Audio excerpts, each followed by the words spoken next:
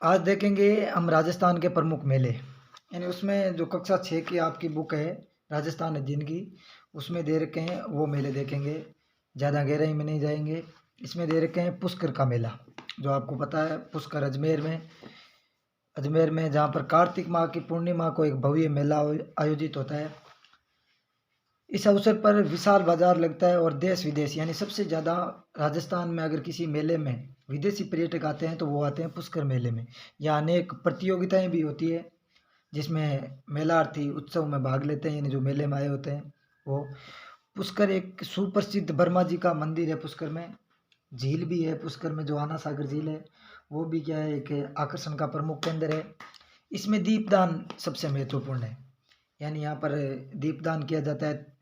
एक बनेश्वर धाम डूंगरपुर में दीपदान किया जाता है, एक पुष्कर मेले में और एक कपिल मुनि कोलायत में।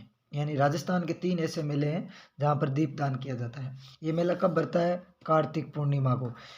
इसी मेले को रंग बिरंगा मेला भी कहते हैं। राजस्थान का वह मेला जिसमें सबसे ज़्यादा विदेशी आते हैं, यानी इस मेले में सर्वाधिक विदेशी यात्री आते हैं जो मेले का आकर्षण का केंद्र बने हुए हैं। दूसरा है केला देवी, जो करौली में यानी सवाई माधोपुर में केला माता के मंदिर में चैत्र शुक्ल अष्टमी को विशाल मेला भरता है, जिसे लक्की मेला भी कहा जाता है। क्या कहा जाता है? लक्की मेला। चैत्र कृष्णी यानी चैत्र कृष्णा द्वादशी से चैत्र शुक्ल द्वादशी तक ये मेला चलता है, यानी दूर दूर से यहाँ पर भक्त आता है। यहाँ पर लंगोरिया नृत्य भी किया जाता है। आगे महावीर जी का मेला, जो सवाई माधोपुर जिले में श्री महावीर जी का मंदिर स्थित है, जहाँ पर चैत्र शुक्ल एकादशी से वैशाख कृष्ण द्वितीय तक मेला भरता है। ये 24वें जैन तीर्थकर थे जो महावीर जी स्वामी, उनकी याद में लगता है। आगे कोटा का प्रसिद्ध दशहरा मेला, कोटा के महाराव दुर्जन साल सिंह के शासनकाल यानी लगभग 1729 से 1765 के जो ये शासनकाल था, इसमें दशहरे पर्व पर विभिन्न राजसी सवारियां पूजा अर्चना के प्रमाण मिलते हैं। महाराव उमेद सिंह द्वितीय के शासनकाल में दशहरा पूर्व को अत्यधिक आकर्षण बनाने का सिलसिला वो शुरू हुआ और वर्तमान में ये मेला अपने वैभव और विशालता के लिए प्रसिद्ध है। यानी दशहरे का मेला अगर कहीं का प्रसिद्ध है तो वो कोटा का, और दूसरा जो मंडोर, जहाँ पर रावण का क्या था, ससुराल था, मंदोदरी का गांव था, वहाँ पर भरता है। आगे हरियाली अमावस्या। उदयपुर में लगने वाले इस मेले की शुरुआत महाराणा फतेह सिंह के शासनकाल में यानी 1899 में हुई थी। यहाँ प्रतिवर्ष हरियाली अमावस्या को भव्य मेला आयोजित होता है। हिंदू सभ्यता में लोग इसे सावन की शुरुआत के तौर पर, यानी जैसे सावन की अमावस्या को ये मेला लगता है। सावन माह के कृष्ण पक्ष में लगने वाला ये मेला सावन और उससे मिलने वाली खुशियों का संचार करता है, यानी ये भी एक भव्य मेला है। तो आप याद रखोगे कि हरियाली अमावस्या का मेला कहाँ का प्रसिद्ध है, तो उदयपुर में कब लगता है? सावन कृष्ण अमावस्या यानी सावन अमावस्या को लगता है। आगे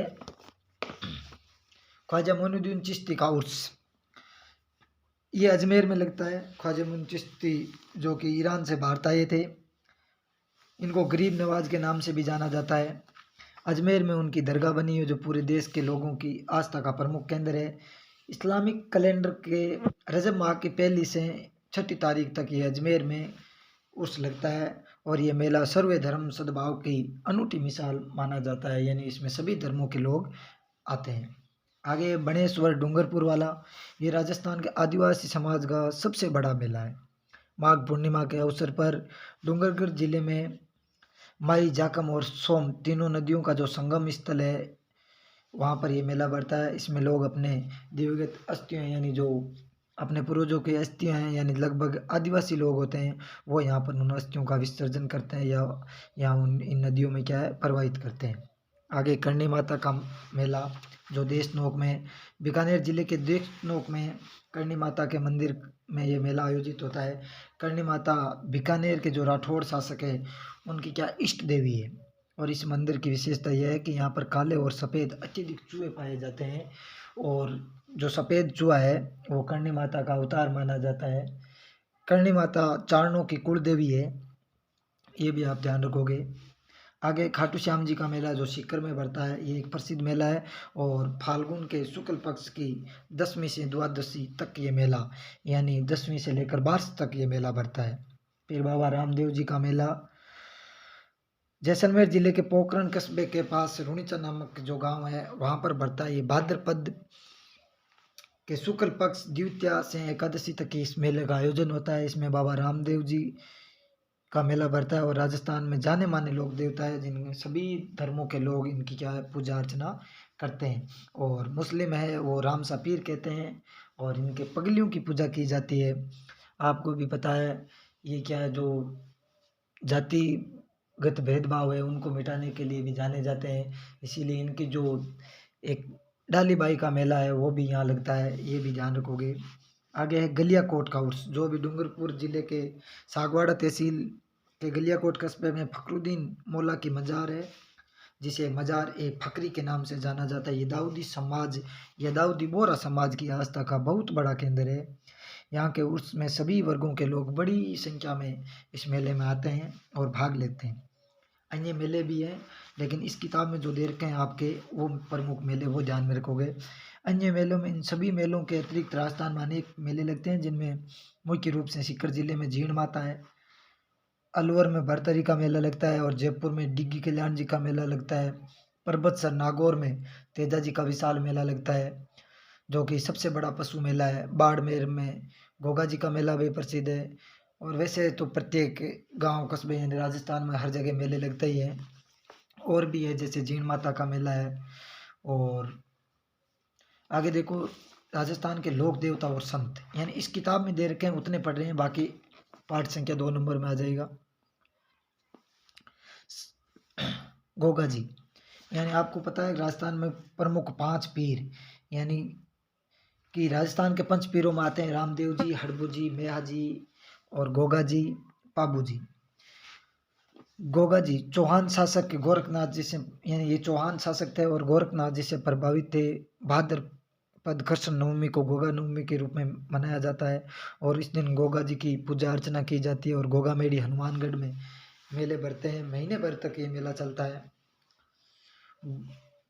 आगे तेजा जी जो परबतसर नागौर में गोधन की रक्षा के लिए अपने प्राणों की बाजी लगा दी थी। भाद्रपद शुक्ल दशमी को परबतसर में इनकी स्मृति में विशाल पशु मेला आयोजित होता है। पाबूजी राठौड़ों यानी पाबूजी राठौड़ को ऊँटों का देवता कहा जाता है। यानी राजस्थान में ऊँट लाने के श्रेय भी पाबूजी को जाता है। पाबू मंड उनका मुख्य स्थान जो फड़ौदी में है। पट चित्रण में पाबूजी की जीवन चरित्र दिखाया जाता है। रामदेव जी जो भी पढ़ा था रामदेव जी पोखरण जैसलमेर में। रामदेव जी लोक देवता में सबसे प्रमुख और अवतारी पुरुष माने जाते हैं। वह सांप्रदायिक सौदाई के प्रवर्तक है। मुस्लिम समाज भी उनको राम साफीर के नाम से मानते हैं। और रामदेवरा में भाद्र माह में एक विशाल मेला आयोजित होता है जो पता है आपको भाद्रपद दूध से लेकर के और द्वादशी तक मेला भरता है।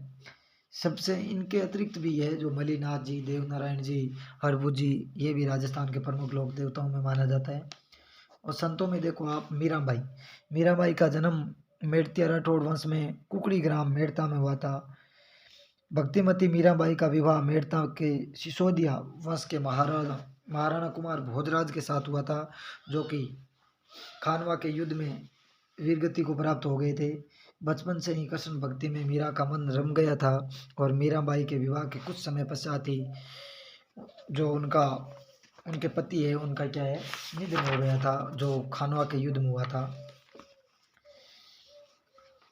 दादू दयाल संत दादू दयाल के जन्म स्थान को लेकर विद्वानों में एक राय नहीं है, अलग अलग किताबों में अलग अलग दे रखा है। तो 1585 में फतेहपुर सीकरी में इन्होंने अकबर से भेंट की थी और फिर राजस्थान में आकर भक्ति का प्रसार करते हुए 1603 में नारायणा गांव अलवर में इनका क्या है देह त्याग दिया था इन्होंने। आगे जाम्बोजी महाराज बिश्नोई संप्रदाय के प्रवर्तक है और इनका जन्म विक्रम संवत 1508 में भाद्रपद कृष्ण अष्टमी को पिंपासन नागौर में हुआ था। जाम्बोजी के उपदेशों पर चलते हुए बिश्नोई समाज निरंतर पर्यावरण की रक्षा और जीव हत्या के विरोध में प्रयासरत है जो कि एक अनुकरणीय कार्य है। जसनाथ जी का जन्म कतरियासर बीकानेर में हुआ और इन्होंने गोरखनाथ जी से प्रभावित होकर तपस्या की और चमत्कारी योगी बने।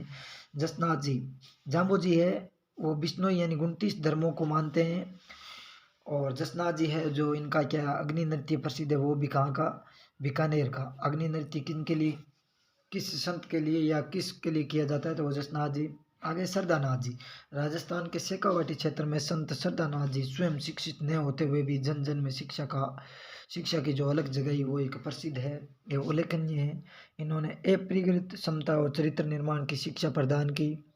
सीकर जिले के लक्ष्मणगढ़ में त्याग और तपस्या के प्रतीक एक आश्रम का भी निर्माण करवाया जो सभी वर्गों के लिए पवित्र स्थल है। इनकी मान्यता है कि स्वस्थता में ही ईश्वर का निवास होता है, अतः ये आश्रम का आदर्श वाक्य बन गया कि स्वस्थता ही ईश्वर का स्थान है या स्वस्थता में ही ईश्वर का निवास है। हस्तकला जो हम पढ़ेंगे आगे वाले वीडियो में।